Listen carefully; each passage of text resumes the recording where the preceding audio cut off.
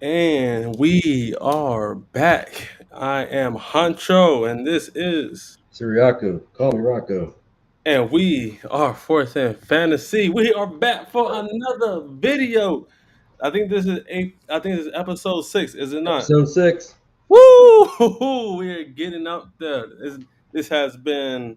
Let me tell y'all. First off, this has been so much fun from the time where we started and we were just getting our jitters out, trying to make sure, we try to bring something of substance to you all.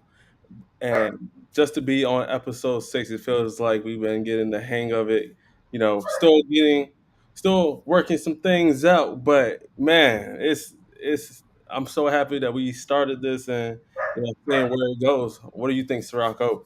Man, it's a fun journey. Thank you for everybody that's supported us and helped us get to this point. And we're going to have a lot of great content coming up. Yeah. And I wouldn't be able to be on, or we wouldn't be able to go through this episode without mentioning thank you all on Blue Sky for following us. Man, when we did our video Wednesday, we just hit 100. We might on live today hit 300. Wow. That's because thank you all for tapping in with us. Blue Sky has been such a fresh air to us, where I think anybody who produces fantasy content or just content in general, when you know you when you see that you're producing your content, you're going out your way, you're putting in these hours, and your follower count isn't going up, you're not getting much interaction, it can get a little discouraging. Blue Sky, man, do you get whether you get followers, whether you get interaction with the people who are following you, it is so much better than X, Twitter, whatever you call it. Sirocco, man, it's been just a fun time. For sure. Absolutely. Absolutely. You can, create a post and have actual real people comment on it, respond to it, interact with it. It's just it's just uh it's just awesome that you find real people and not the sex bots and the and people trying to sell you crap and magic pills. Yeah. So once again, thank you all for for following us. Let's keep at it. We're gonna keep bringing y'all the vibes, and hopefully, you get to grow as we grow. But we will move on to our first topic of the day, and we're going. I don't think we've done this yet on the episode. Sirocco is going to be going over one of his dynasty teams and trying to figure out where do we go, where do we pivot from here. Well, this team, honestly, it's a total rebuild, and I'm just kind of stuck. I got 25 teams, and probably 24 of them I have a really good idea of where I'm going, what I'm doing.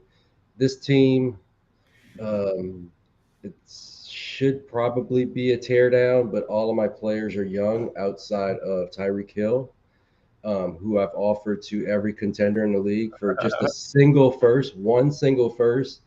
And, pretty much got laughed out of the room. Somebody tried to sneak Blake Corum from me for just that first, which I'm a Corum guy, so you're not going to just get him thrown into a Tyreek deal. I think a first for Tyreek is a fair deal, and that's kind of where I'm at. I think Hopefully, when we're both in the same spot when I have quite a bit of shares of Tyreek Hill, mhm. and I can't get anybody, and I mean anybody, to take a bite. I would have just sold that boy for a first rounder at this point. Can't do it. No one seems to, and that might be you know, a developing story that Tyreek Hill might not be in that game winner category of where guys just gonna start shipping you two first off the bat anymore. And the funny thing is, I'm reading in the fantasy space. A lot of people are saying oh, get you some shares of Tyreek Hill, get him low right now. Um, but I don't know exactly what they mean by low. I thought first round was low. Uh, I'm definitely not going to let him go for a random second. No, 100% not. I just like you said the last episode. I will let somebody rot on the team before I sell them that low. Yeah, I mean, all I need is just give me 150 yard game, and I'll have people knocking on my door. But a little background before we get ahead of Yeah. ourselves. When I took over this team, the best players, I kind of wrote some notes here, were Hmm. Jared Goff, and this was in 2021. Jared Goff, 2021 going into the 22 season. So Hmm. Jared Goff, Russell Wilson, uh, Josh Jacobs, Raheem Mostert Ooh. before he got good in Miami. I think I dropped him. Yeah. Like yikes. And Yee. Stephon Diggs. Yeah. And I took a couple of screenshots because just to remind myself of how terrible this team was. This team didn't even have its own first round pick, mind you. Yeah, that sucks. That's Yeah. always when you're taking over an orphan team. I need to first off, I need to see how bad it is and if I have my first. If it's bad and I still have a first, I can work around that. Yeah. So check out some of these guys that were Mm-hmm. on the roster when Mm-hmm. I drafted it, Okay. when I picked it up. Kyle Juszczyk, Van Jefferson. These guys are in the starting lineup, mind you. Oh, good. Oh no. Sammy Watkins, Tyler Higbee, Gerald Everett, eh, Uh, eh. uh, uh, Drew effing Brees was damn. still on this Hey. roster. Drew No retired. way. Drew Brees was still on this lineup. Retired Tevin Coleman still on this lineup. Malcolm Brown, Robert Oh, Woods, he's yeah. still he was decent back then. Allen You're Robinson, before. Rashard, Hold on, Allen Allen, Robinson, Allen Robinson, legacy Allen Robinson, like with the Bears, Allen Robinson. yeah, Okay, all right. yeah, Allen Robinson. I think yeah. Or was it the Anyway, Jags? Was it the Bears or the eh, Jags he was with? I think it was it the was when he Jags. was with the Bears. Hmm. Uh, Rashad Perryman, Chris Conley, Will Fuller, Juju. Woof.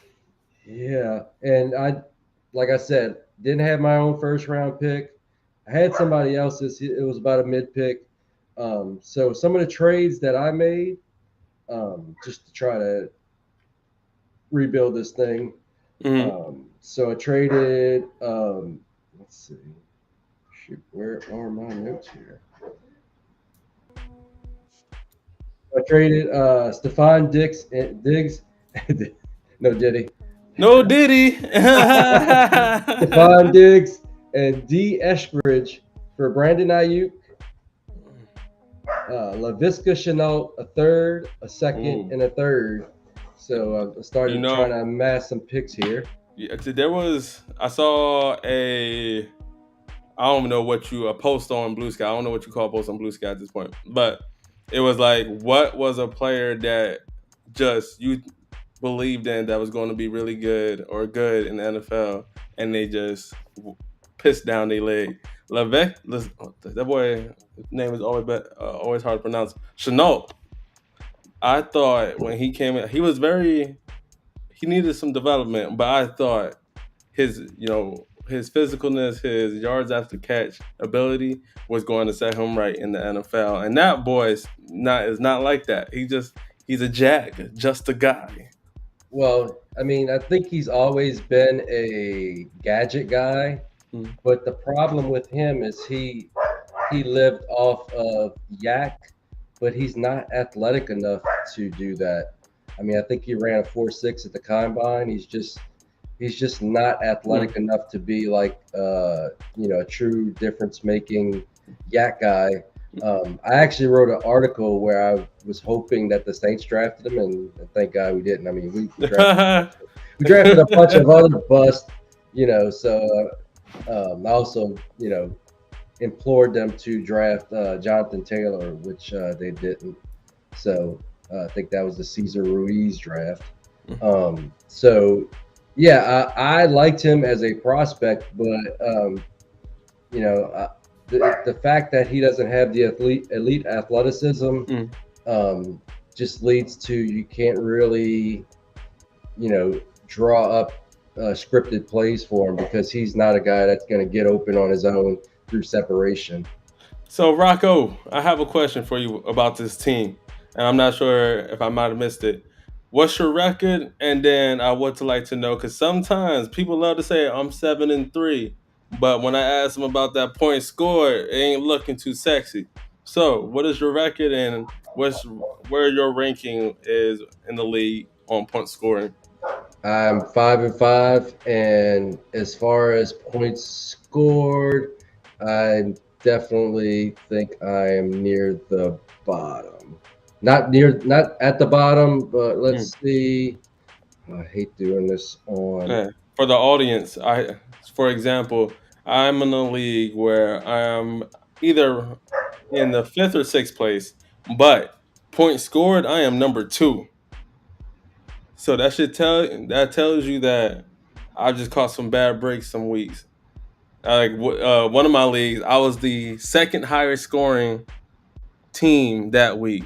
I just happened to go against the number one scoring team that week and caught the L. So it's those are the weeks that sometimes catches you, messes up your record, and Yeah, makes this you team is terrible on points. I'm third from the bottom. I knew it was damn. not great, not great. And maybe I should just go ahead and share my screen so you can Yeah, kind of see what we're yeah. talking about here. Let And us in. we're still a work in progress. Let me see if I can drive this thing. Let's see. Let's go Yeah, drive the bus. drive the bus. Let's see. Where are we? Cause I am, There we go. you're kind of sick in the head when you just let's see, he popped it up. Pop it up. All Mm. right. So hopefully this is not too small. You can Now see you this. good, and then we can actually maximize it. Maximize it. So let's see. And let's get rid of the caption. There we go. All right. So quarterbacks are Bo Nix, who I hit on, CJ Stroud, who's part of the reason why my points are in the toilet, who I drafted. I actually got fairly lucky that he slid to me. Bryce Young went ahead of him. Anthony Richardson went ahead of him. I Okay. think I got him at 3 or 4. So Okay. that's my quarterbacks. I have no QB3. I traded Jared Goff in the offseason for a Mm. package that included Kyle Pitts because I had no tight end and Blake Corum, who's been getting dusty on my bench. Um, I have no running backs to speak of. I haven't been able to turn any of my wide receivers into running backs. As you can see, I'm starting Jalen Warren, Roshan Johnson, and We're both in the same category for some of our teams this week. I am definitely starting Jalen Warren this week just because of how one due to bye weeks, damn Cardinals and Giants being week 11. We both that's the I'm saying I would put Estime. I no think I like Estimate. Estime's look like he's getting the starting job, so he's going to be in the lineup this week. Blake Corum's still work in progress. Antonio Gibson, who I traded Russell Wilson for back when I was a big stan of Gibson. Russell Mm-hmm. Wilson, and I believe a third. Um, yeah, so no running back, real thin at quarterback. Yeah, Receivers are stacked. That's the strength of my team. Pickens, yeah. Flowers, Hill. Um, I think that's the new way to go though for fantasy, where teams that I'm still in, I'm doing very well. I've went QB wide receiver pair in the first 2 rounds, or I've gone double that wide receiver because you can. I think anytime where you have a elite QB wide receiver pairing, you're mostly always going to be in it every week. or if you have two elite wide receiver pairs, you're going to be very much in it. You know what I mean? So Hmm. that philosophy for me, I've noticed after being doing countless startup drafts at this point and being over 40 plus leagues, is that those QB wide receiver going in the first 2 rounds, first 3 rounds, like stacking those up, leads to more success than those ones that people who went maybe Brees Hall early. I know some people that were going crazy Brees Hall very early before sometimes Chase. I'm like, what are we doing? You know what I mean? Like, am I missing something? You know what I mean? So no, You're absolutely right. I find that my most successful teams are the ones where I drafted, those mid to later round running backs where I was picking up Joe Mix and mm-hmm. uh, I James think with Conner. James Conner, these Yep. dusty running backs, Alvin Kamara, Mm-hmm. these dusty running backs that everybody overlooks that put up points. But I didn't have that option in this league because it is an orphan. So yeah, Yeah. so I got Puka Nakua. That was undrafted guy. Let's see. We have Jacoby Myers, Watson, who hasn't done squat for me. He's so hit and miss. And you can see my injury reserve is another reason why Ooh. this team has not scored points with Puka Nakua spending most of his season on IR. Rasheed Rice going down. Rashid Shaheed, that's two of my every week starters going down.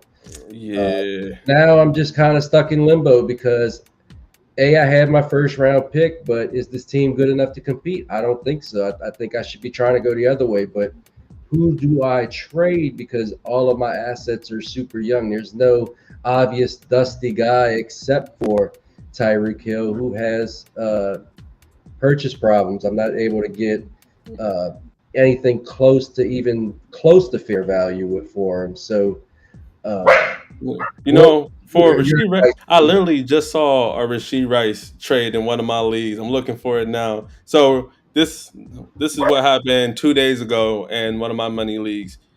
Someone traded Rasheed Rice, Drake May, a 2025 first, and another 2025 first for Malik Neighbors, Kyler Murray, and a 2025 second. Yeah, that's a way to reload on the fly. So, would I be buying Rasheed Rice? Probably not, just because one, you have the injury, Hmm. and he's definitely getting suspended next year. So that kind of puts his value. I've actually would say his at at this very moment is probably at an all time low, especially with the injury. But it's a good Even buy lower than low. coming into the season. Woo! I don't know, 'cause I know plenty of people that were buying Rasheed Rice still, I know but I was.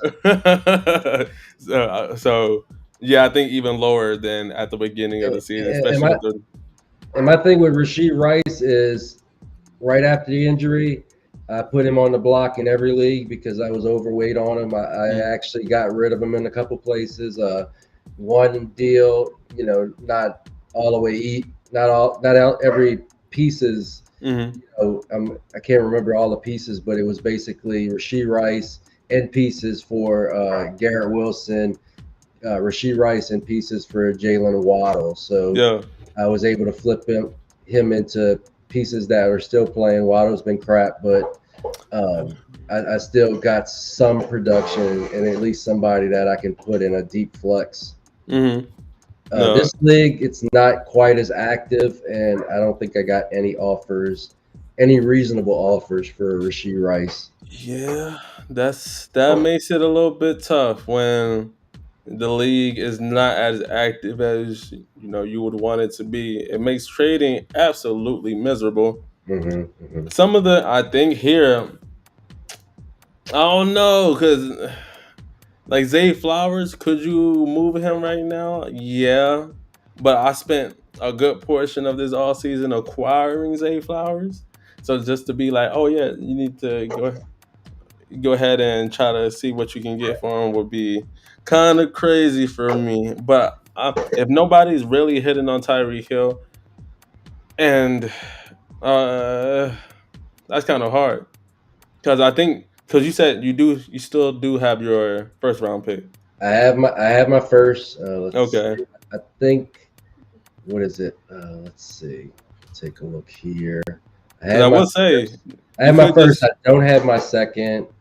all And right. I have a bunch of third and fourth round picks, which I'm just going to try to go ahead and hammer running backs, and I'm gonna find startable talent somewhere I in this think that's the draft. smart thing for you actually to because at 5-5, what ranking does that or spot in Uh, the league does that put you at? I believe I'm in eighth. I was artificially high in the league because a lot of teams. It was one of those leagues where there's a couple people on top and everybody's kind of in the middle. Yeah, And I started out like 5-3, but I've been just kind of going down um, for the last couple weeks because my team can't score points. So yeah. it's broken down by division, which I hate because it kind of just makes it not clean to look at. But Mm. yeah, if you can see here, I'm 5-5, and I'm at second to last in my division. You Um, got a couple of folks. So at 5-5, and you already have pretty good, or I would say even above good, great wide receiver pieces. I would try to just hold out, honestly, because I like that first. And if that's puts you at eighth, that's a 12 team league, right? 12 team, yeah. Uh-huh. I try to avoid 10 team leagues. I'll do a 14 teamer. That those Mm, are interesting, but I'd say 85% of my leagues are 12 team. 12. Yeah, I The have way God maybe intended. yeah. Listen, I've only had one or two 10 team leagues, and I don't like them. They're okay, but they just yeah. Just I feel like 12 is a good number. 10 I team. have multiple 14 team leagues, and I have quite a few 16 because I feel like there's such a challenge in those 16 team leagues. Yeah, the 14 and 16, those are challenges. 10 teamers are just luck, in my opinion, Mm, unless they're super deep to where it kind of balances out, how a 12 teamer would be with hmm shorter lineups.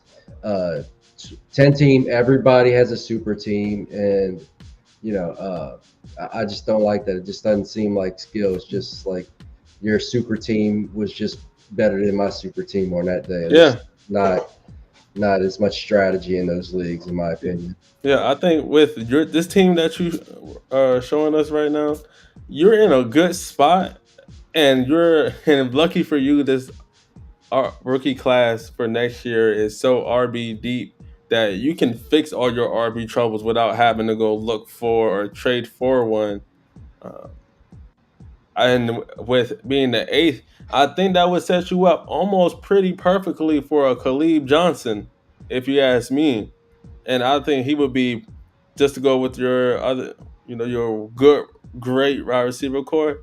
You could be I think you could definitely turn the tables to compete by next year for Hmm. sure, and you could come out of that draft with at least two or three running backs. Yeah, I think you're right, and that's kind of been my stance. But I like to have somebody else take a look at the league and confirm my biases against my own judgment. Like I think we always try to figure out, and we've said this multiple times between each other, is like we never plan for a like our goal is never to rebuild. We always want to win. That's always on the front of our mind. When we have to be real with ourselves and be like, all right, I'm not going to be competing this year. There's no way that I'm going to be able to win this league. Is when, and that takes a lot of us to do when we're always on that win mode. Hmm. It's sometimes it's just better to cut your losses. Like at 5-5, and actually, yeah, I mean you're 5-5. It looks like the number one team in that league is 8-2, Hmm. and then you got you're 7-3. You got a couple of 6-4s. I don't like to be in the middle of the pack. I feel like if I'm in the middle of the pack, I'm losing. So Absolutely. yeah, I think you're 100% set up well to bounce back. And once again, this up and coming rookie draft is set up very perfectly for you to be able to bounce back. You have two really young and looking like well, Stroud has already proved himself, but he's an ascending player. And then you got Bo Nix, who has shown moxie, who has shown the potential of where the and what I have to ask, where did you take Bo Nix in the rookie draft?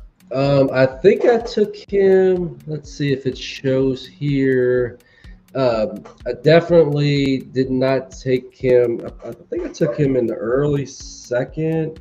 Mm, Let me see. Yeah, he was basically the guy I was always getting mm-hmm. um, at the very end of the first, depending on who was there, Yeah. and in the early second because he was always available there. For whatever reason, a lot of people didn't like him. I took him at 1.9, so I took him with my first round pick. Mm, Um, so I took him at 1.9. Believe it or not, this team actually made it to the quarterfinals last year, and I would have made the finals if I had started George Pickens. Because if you remember, he put up I think about 152 yeah. on a quarterfinal week, but he had been putting up, two for 20, basically some 5 to Mm-hmm. 6 point games. And I think I put in Christian Watson, and that proved to be a terrible idea. It was either Christian Watson or Jacoby Myers that I put in. mm. But yeah, this team was one player away from reaching the finals last year against a stacked team. Yeah. So I don't think I'm that far away. I've Not at all. battled injuries. Puka Nakua really kicked me in the balls, and then Rasheed Rice as well. Rasheed I Rice, Rasheed Shaheed, those guys were going to healthy, and if like Shaheed was showing to be potentially like he was killing it for consecutive weeks, and then Rasheed Rice was from week one was shown to have that chemistry with Mahomes already. So yeah, if I feel like if you still had those two, you would 100% be in that top five, top four and, of and that to go along with Tyreek Hill playing as he has this year, Mm-hmm. and the other cost of those injuries and that underperformance by Hill is I didn't have the ammo to go and get me a solid running back who can kind of launch this team into a different uh, point scoring category. Mm-hmm. I think this team is missing an RB1. Obviously, I know that. Last offseason, I added a tight end because I had shit at tight end. I got Pitts. He's had games. He's had terrible games. So, yeah, I think this is a team that I shouldn't just discard. It's got enough upside to where it could be a contender. It just Yeah. I need a good off season, I guess is what we're looking at. Yeah. 100%. And before we move on to our next topic of just looking at the time of today's pod, what would be your conclusion of this team? My conclusion is, I've been trying to sell Tyreek Hill because I think that's my only big move I can make. I'd like to get a first round pick for him. If not, I'm just going to hold him and we're going to see if he can rebuild some value next year as a 31-year-old. Which is And, crazy to say, but it's Tyreek Hill, damn it. So we seen, I think he's still the cheetah. mhm. And I think because of it, it's my biggest weakness in the draft. You saw I had a bunch of thirds, a bunch of fourths, my own first. I have somebody else's second. I'm just going to hammer, hammer, hammer running back. And I'm going to find two badass running backs somewhere. Hell yes, god damn it. And I'm gonna maybe get my hands on a Devin Neal, and maybe there's a Debbie Player of the Week that I can get my hands on. Ooh, I like how you transition to that because our debut player of the week is Kyle Manange, and I feel like I'm saying his name wrong, but But it that's was Benung guy because that's my but guy. Manange, but you know what I'm saying? No He's that diddy. guy. He's that guy. And man, he's been such a fun player to watch, and I have a few clips to show y'all why Let's see it. he's one of the more underrated guys in this draft. So first clip, and let me make sure there we go. First clip. One thing I love about him, he has such good vision. He once he sees it, he's straight through. He's straight through that mob, and he's not the fastest guy. That's the thing. He's not the fastest guy, but he's fast enough. I think, as you see here, he doesn't get ran down. He's Looked like able the guy to, had the angle on him at first. yes sir. And like, look at this cut. Like, look at this cut again. Bounce, gone. Love me some Kyle, man. He's on a Rutgers team that hasn't been really good the last 2 years. Like, they're right in the middle. They're five. I think they're 5-5 this year, and they ended up basically winning one more game than they lost last year. Man, he is the offense for them. Like, and I'll show you another clip that made me love this guy because he's 5'9", two Mhm. hundred and ten pounds Perfect. with a compact build, and he just bounces off of guys for a shorter back. That's what I want to see. I don't want to see you get brought down with an arm tackle. Look at this. See, breaking off arm tackles took that boy's ankles Run like that one his more rent is time. Run due. that one more time. Yes, sir. Took that boy's ankles like rent is due. Stop playing with him. Woo woo. Thank you. Get off of me, Tutty. I like those hips where he turned to the outside. Yes, sir. Phew. See it? Go it. Take his ankles. Get off of me. Arm tackles. Y'all some hoes. This is what he does regularly on his tape. Mhm. I got another clip. Now, this was a big boy run to me. I saw this and I was like, "Hey, boy, you a grown ass man. You a grown ass man. Look how once again he is 5'9", 210 pounds, breaking arm tackles, breaking ankles. Get off me, you soft as hell, spinning off them boys. Like, I couldn't tell you how many times I watched his highlights just because I just love the way he runs. Once again, I think I said yesterday he reminds me of a bigger Bucky Irving. When you watched Bucky Irving last year, for a person who was only 190 pounds ish, 195 pounds, Mhm. you saw him breaking tackles. You saw him not getting taken down on that first hit, making guys miss on that first attempt. You see the same thing from Kyle when you watch him play, and his vision. And once again, he's not going to be one of those straight line speed guys that we're used to. Not I'm gonna say used to, but like Jalen Wright, he's not that. He's not gonna be your Chris Johnson. He's Mhm. not gonna be your Devin A. Chain. But man, do I one thing that is super underappreciated for running backs is vision and just being able to press the line, hit the hole, and go. Love that from Kyle. Now, he's not used in the passing game as much. No. But one thing about him is, oh goodness, totally forgot to take the audio off of that one. Don't want to get copyrighted. But no, let me put it back here one more time. Look at how he hits the hole, sees the hole, hits the hole. And this is against the you. Arm tackle, you're soft as Oh, hell. Get yeah. off of me. He just put that guy in the ground. You okay? You're soft as a hot Twinkie on a summer day. Get off of That this man man. has a family. Love me some Kyle. And one of the few things I wrote about him was he's dynamic and explosive playmaker. He has a very compact bowling ball frame. You know, he's able to, keep going. And one thing I always liked about him is he falls forward. He gets those tough yards and he's always falling forward. He Mm-hmm. has a blend of burst and open field speed, and that's a little different than straight line speed.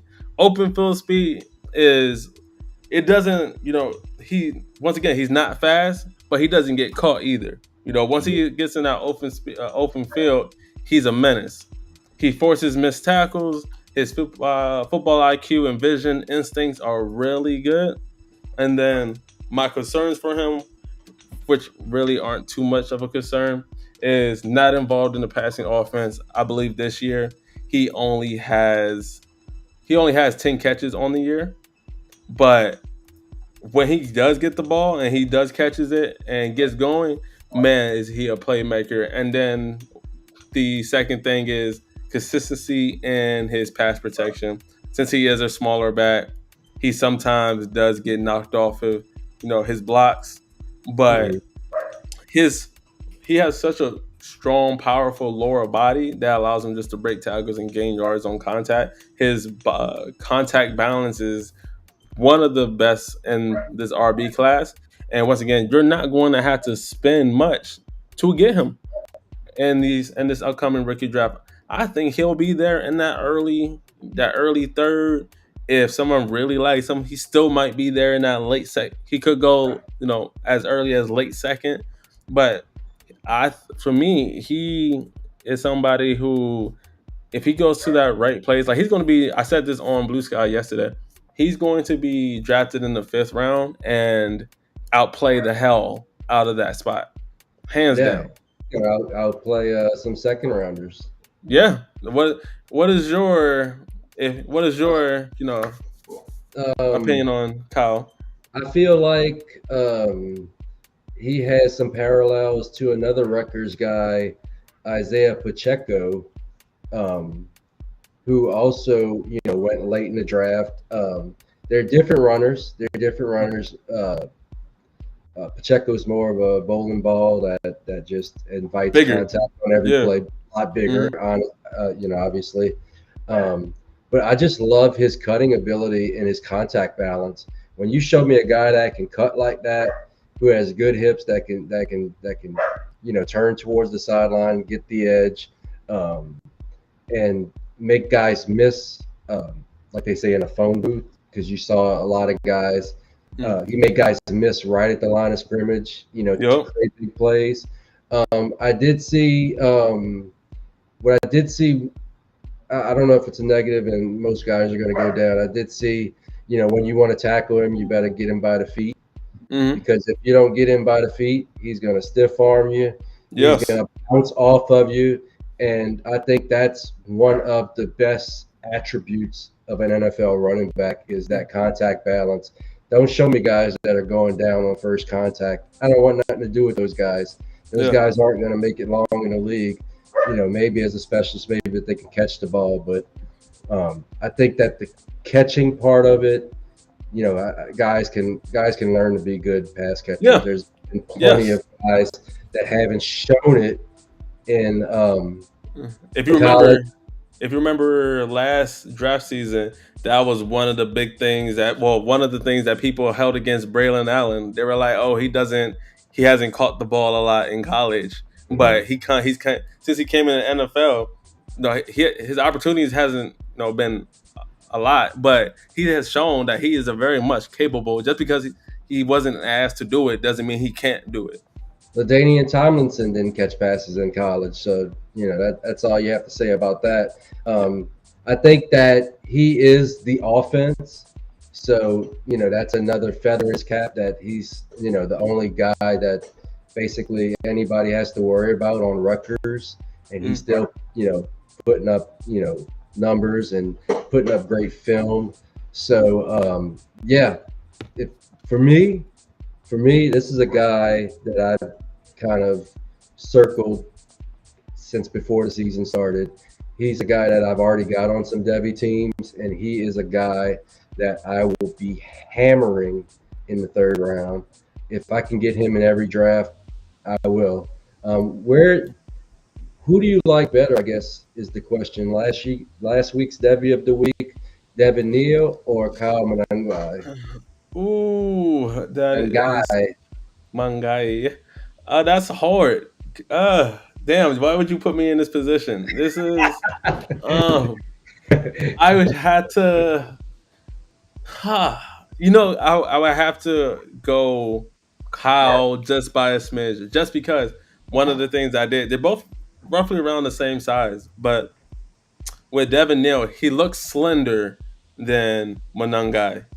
He looks, you know, they both, like I said, they both are about 210 pounds, but Manangai looks like a rock. I mean, he looks like that part. So I would have to go with him just a tad bit, and I think they both have really, really good vision. But Kyle, oh my God, like you've seen the clip, like he just wants it. His vision is just one of his biggest strengths. So I love him as a player. I'm going to be trying to get both. If I can't get Devin, I'm gonna get Kyle. If I can't get Kyle, you could probably give both because people don't value third round picks. While I no. do, I just traded Daniel Jones for a third, fourth, and everybody's like, "Oh, you got railroaded." I'm like, if that pick turns into Kyle Manangai or Devin Neal, I'll take Oh that yeah, every day of the week because any Daniel day. Jones is about to be a career backup. Like he's not long for the starting lineup in No, anybody's team. nope, at all. And that was our Devi Player of the Week. We do have one more segment before we go. We are getting close to game time, and we're definitely in these streets just like y'all. So we got to make sure our lineups are good to go, and we're not making any lapses. You're in 45 leagues. I'm in 25. I have to check because I got money Yo, riding on. Don't I'm don't telling you. don't don't listen, IRS. But I got some money. Not a lot of money. Not enough for you to look at. But I got some money riding on these leagues. Even if it's Mhm. $10, I got money riding on these leagues. Oh So yeah, I need to double check and make sure that there's no late scratches. And that I didn't overlook any of my lineups and have guys that exactly. are not playing that are injured. And guys might want to look. Um, um, George Kittle looks like he's out today. So if he's still in your Woo. lineup, get him Thank out. you. And Double that's check. why we gotta. That's exactly why we gotta head out at 15 minutes before, just because I know I have George Kittle somewhere in my starting lineups, and I gotta go find him. But before we head out, this last segment, I'm gonna go by really quickly with it. Smash. I took 4 smash starts this week that caught my eye. Let's have My it. number one, George Pickens versus the Baltimore Ravens. The games that he had with Russell Wilson, 5 catches, 111 yards, 1 TD, 4 catches, 74 yards, 5 catches, 91 yards, 1 TD, and the Baltimore defense is allowing 199.5 receiving yards, which is most in the league. They are allowing 38.15 fantasy points per game to our receivers, which is also most in the league right now. George Pickens is on a tear, and I was one of the ones who were a little pissed that Justin Fields got benched, but man, has he been back on it with Russell Wilson, and they're winning. They're literally undefeated since Russell Wilson has taken over. So you cannot, if you have George Pickens, start that boy. He's a smash start. One And of I the was, guys. So go ahead. no, I was gonna say, and another thing is they're playing Baltimore today, who has a terrible defensive backfield, Yep. and Pittsburgh will have to score some points, so they'll get those points through George Pickens. Yes, sir. My second one, and one that was on Rocco's team that he showed earlier, Bo Nix versus the Atlanta Falcons. The last 5 weeks, he has been QB6. He has thrown 1,308 yards, which is 11th in that time. He has thrown 2 or more passing touchdowns in the 4 out of the last 6 games. He has 180 rushing yards, two tutties in that time, and completing 66% of his passes. And he's going against an Atlanta defense that is allowing the sixth most points to QBs over the last month. Bo Nix is in my starting lineup today for a $75 lead. I hope he's in your fucking lineup because, boy, he's going to Oh yeah. have a day. Oh, Yes. yes. And we believe in Bo. Bo, we're going to ride Bo. My third, Cedric Tillman versus Rocco's Saints. Since Amari Cooper has been traded, which has been week 7 till week 10 and after, Tillman is wide receiver 4. He is he is getting 23.7% of the team's targets. He and those in that span, he has commanded 32 targets, which is ninth, and then he's also caught 21 catches or 21 balls, and that's 10th. The New Orleans Saints secondary is super suspect. They traded away Marshawn Lattimore, even though he barely wasn't going to do anything anyway. I Sus don't AF. sus as hell. So I am smashing Cedric Tillman. Jameis Winston has been throwing that rock. What do you say about your boys, your guys? I think that the Saints are gonna lose this one. They're not going to be able to block. They're not going to be able to block Miles Garrett. The offensive line is sus. They played well in the last game. That was a whew, thank God Dennis Allen has been fired game. It was like when we got back from Katrina. It was going to happen. The Saints play great in those type of games.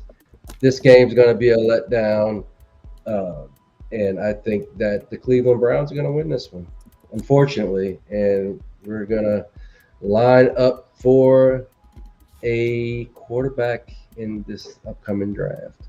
Yes, Jalen sir. Monroe, And Cam then Ward. the last one for smash starts of week 11. Bijan Robinson against the Denver Broncos. Bijan through week 5 to week 10 is RB2, 524 rushing yards in that time. Third, 30 targets, second in that time. 26 catches, ranked second in that time. And he also has 8 broken tackles, which ranks eighth. And now he faces a Denver Broncos defense that is ranked 23rd against RBs. And they're allowing the 15th most fantasy points to RBs. Bijan, my Falcons. He's been on a tear, and he once again proven to people why he's considered in that top 3 of RBs for Dynasty or just redraft in general, and just fantasy football in general, if you will. I like Bijan today for a smash start. Uh, yeah, I like it. I like it. He's a stud. Never sit him. Um, Jumping back on the Saints, one guy that I'm pretty much going to tell you to start him every week, especially if you're in a quarterback pickle and you're starting Cooper Rush, or maybe you might be starting Mac Jones, which I am in a league.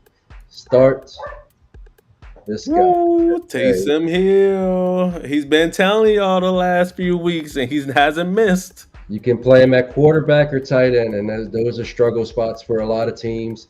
He scored 20 points in week 9 and got you 10 points in week 10. And that's 30 points in 2 weeks, and those point totals will get you by in a struggle spot. Yep. But that has been our episode today. Once again, thank you all for tuning in, catching up with us, locking in with us. You can catch us up on Blue Sky. Once again, we're still on Twitter, we're still on X, sort of, kind of, but we're starting to lean away. We're going to be primarily on Blue Sky as we concentrate on there. Once again, it's a great platform, and we've had nothing but great things to say about it. So catch us on Blue Sky for more fantasy football content. But until next time, Rocco, my guy. Absolutely. Thank you for Yeah, joining us. And like, share, and subscribe our YouTube page. It's going to definitely help us to create more content going forward. yes, sir. Now y'all take care, and I hope y'all win y'all fantasy games today. Unless you're playing me, I hope you take that out.